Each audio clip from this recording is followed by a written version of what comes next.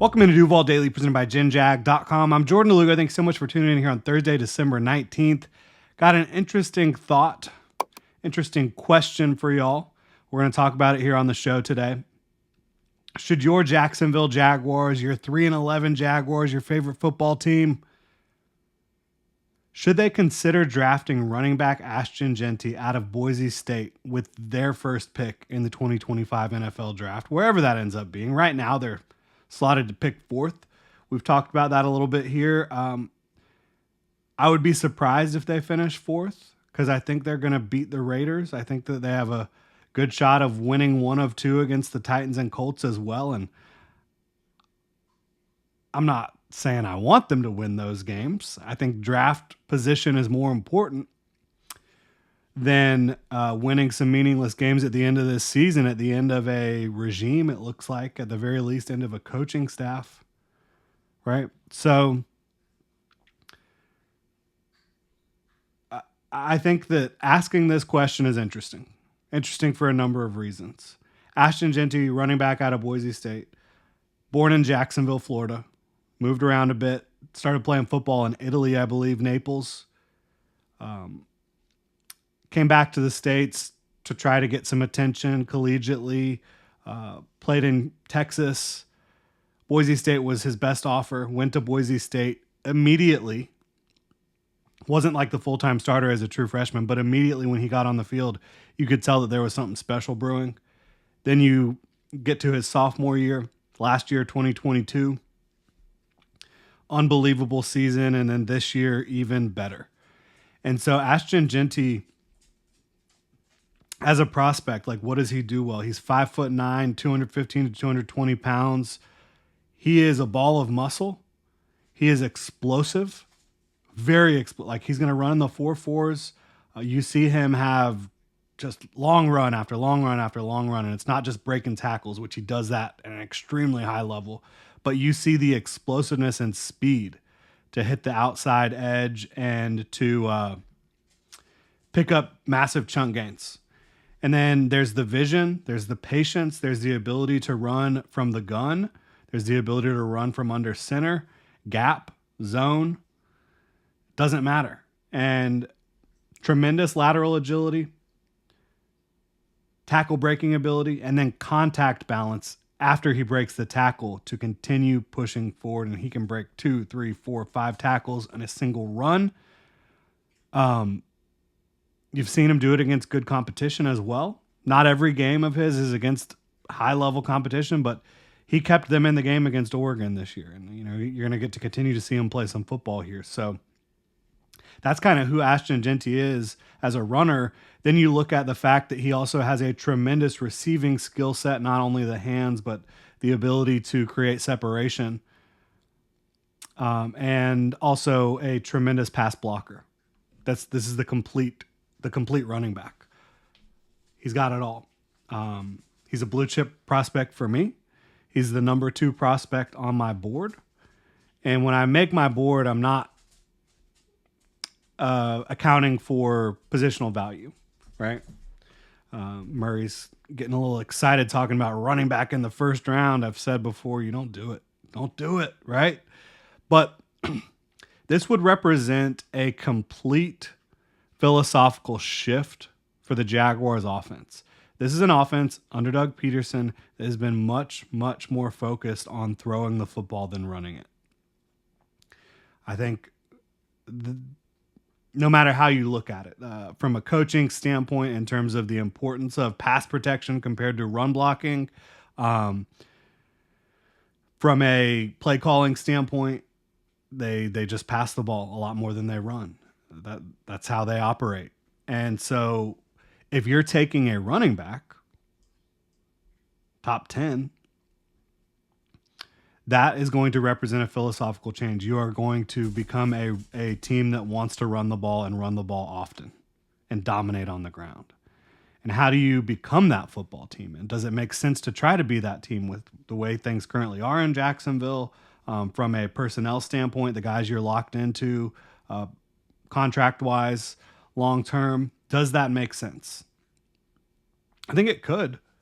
I definitely think it could. And now, if the Jaguars are picking in the top 5, this is probably not a direction I would go. If they're picking closer to 8 to 10, I would definitely be considering it. And I'd be considering it no matter what. It needs to be considered because Ashton Jeanty is that good of a player. And you're in an NFL world right now where you've got light boxes. If you can figure out how to get better run blocking up front, and you can put Ashton Jeanty behind a good run blocking offensive line with Trevor Lawrence and Brian Thomas Jr. in the passing game. And again, I've been an advocate for signing a receiver as well this offseason and drafting one as well. So if you can figure out, again, how to improve that run blocking, which I think personnel and coaching could help in a big way, and put Ashton Jeanty behind a good run blocking offensive line, you can maximize his talent. And again, he's going to help you in the passing game. He's going to help you on third down. He's going to help keep Trevor Lawrence clean. Tank Bigsby has had flashes of being able to do that. Travis Etienne cannot do that. Like, Travis Etienne cannot pass protect consistently enough to feel comfortable with him. So, yeah, Ashton Jeanty, if you do that, I think you've got to either go out and sign like Trey Smith to play right guard and be a behemoth, a mauler for you. Or you've got to invest heavily at the interior offensive line spot in the draft as well. So, like, if you wanted to go get a Tyler Booker, if you could do that to play guard, right guard. He plays left guard at Alabama. Jonas Savanaim, potentially, to play guard at right guard there for you. Players like that, maulers, big, physical, 330 plus pound guys that can really get after it. And then you have Ashton Jeanty, who's got the vision, the patience to get what's blocked for him. And then once he gets what's blocked, he's either going to juke you out of your jock strap or he's going to run you over and he's going to pick up extra yards. And if you can support Trevor Lawrence with that type of running game, what does that do for him? His trajectory? What does that do for the defense? Being able to play a little bit more ball control on the offensive side of the ball? That type of philosophical change, again, in a world where there are light boxes fairly consistently throughout the league, lighter boxes than you've seen in a long time.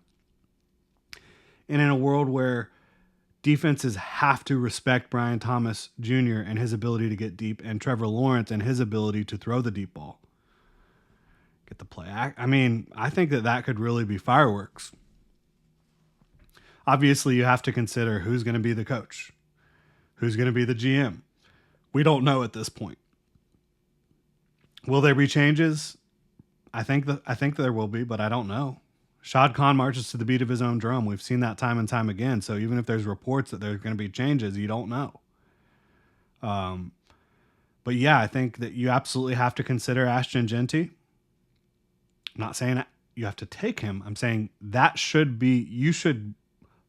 whoever's running this organization should fully vet that entire thought process and philosophical change, because I think it could represent a path forward where you're creating more week-to-week consistency, which leads to more year-to-year consistency, which leads to you having a chance every single year, right? Which you just haven't had here in a long time. But again, you don't draft Ashton Jeanty and then just say, well, we're fine at right guard. We're fine at center. We don't need to worry about it. No, you do need to worry about it. Absolutely. And you need to get better coaching as well on the offensive line. Somebody who can get more out of the guys that they will have and do have as run blockers. I think Ezra and Walker Little are both doing a really good job in the run blocking department. Anton Harrison has had some higher moments, better moments recently, but still inconsistent. Brandon Sheriff is a free agent. Mitch Morse is up there in age. So again, focusing personnel-wise on the interior of the offensive line there, and coaching-wise on just improving everyone as a run blocker, which you see offensive lines around the league that are less talented than the Jaguars get more out of their running game. So, yeah, you consider this. Now, another thing to consider, as much as I love Ashton Jeanty and his ability, he's not the only great running back in this class. He is the best, in my opinion, by far. But there's other guys that should have first round consideration. There's other guys that will be there when you pick in the second round that could really dramatically improve your rushing attack for you, help to improve your rushing attack for you. I personally love Caleb Johnson's game out of Iowa. He has the best feet in this class. I mean, it's special. He always gets where he should be. He always gets what's blocked, and he's not as explosive as Ashton Jeanty. I mean, he's not as dynamic. He doesn't have the same contact balance, all that stuff. But like, he's powerful at over 6 feet, right about 6 feet, 220 pounds. He's powerful. He's got great vision and patience. His feet are always guiding him to where he needs to be. Sweet feet.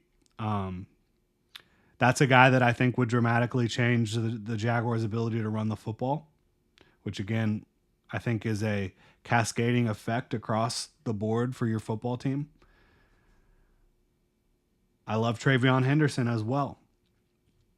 A lot of folks are big on Omarion Hampton. I'm not quite there. I like him. I like his game a lot. I love Nick Singleton's game out of Penn State, who big physical, but he's going to be running in the 4.4s, I would imagine. Very explosive at his size, over 220 pounds. And similar to Jeanty as a complete back, right? Not the same level of lateral agility, explosiveness, contact balance, all that stuff, but a guy who will stick his nose in there and do a really good job in pass pro. Same thing with Travion. And a guy who, also same thing with Travion, who will do a really good job in the passing game. So there's some guys that you have to consider the full picture. It's like, okay, we take Jeanty. What's the opportunity cost there? What are we giving up by passing on whoever else is available, right?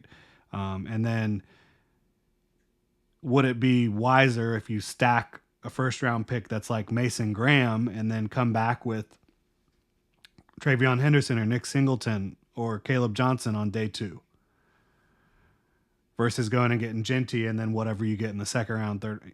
You got to think about all these different things, but I would absolutely be considering it. Strongly considering it, and I think it could be tremendous. Just hit my hand on the table here. Does that mean I'm pounding the table for Ashton Jeanty? I don't know. I wouldn't be mad about it. I'll tell you that much right now. Really appreciate y'all tuning in. If you enjoy the content, please like, subscribe, hit that notification bell. Y'all have a good one.